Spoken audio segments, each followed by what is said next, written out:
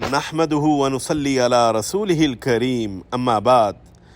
بلا شبہ یہ عظمت اور فضیلت صحابہ کرام رضی اللہ عنہم کی مقدس جماعت کو ہی حاصل ہے کہ اللہ تعالیٰ نے انہیں دنیا میں ہی مغفرت، جنت اور اپنی رضا کی گارنٹی دے دی۔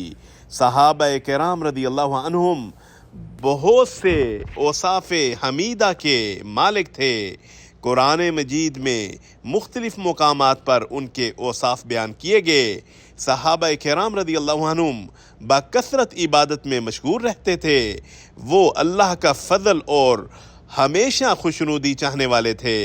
صحابہ کرام رضی اللہ عنہم کفار کے مقابلہ میں بڑے سخت جان تھے، مگر آپس میں محبت اور وفا کے پیکر تھے۔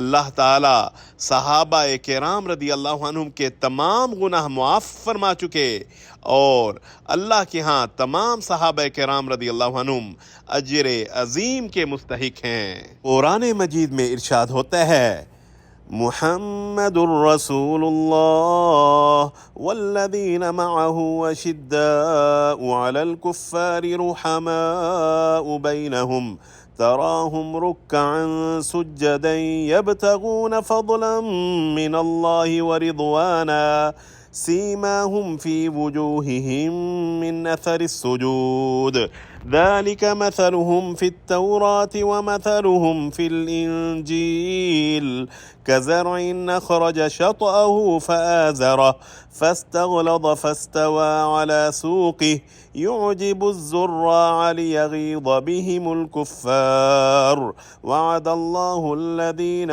آمنوا وعملوا الصالحات منهم مغفرة وأجرا عظيما۔ محمد صلی اللہ علیہ وسلم اللہ کے رسول ہیں، اور جو لوگ ان کے ساتھ ہیں وہ کافروں کے لیے سخت اور آپس میں رحم دل ہیں۔ آپ انہیں رکوع و سجود کرتے دیکھتے ہیں، اپنے رب کا فضل اور رضامندی چاہنے والے ہیں۔ سجدوں کے اثر سے ان کے چہروں پر نشان ہیں۔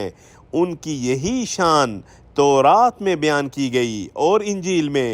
ان کی مثال ایسے بیان کی گئی ہے جیسے ایک کھیتی ہو جس نے اپنی کومپل نکالی، پھر اسے مضبوط کیا اور موٹی ہو گئی اور اپنے تنے پر سیدھی کھڑی ہو گئی ہو۔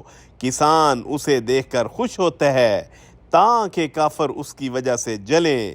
ان ایمان والوں اور نیک عمل کرنے والوں سے اللہ نے مغفرت اور اجر عظیم کا وعدہ فرما رکھا ہے۔ سورۃ الفتح آیت نمبر 29۔ وصلی اللہ علی النبی الکریم۔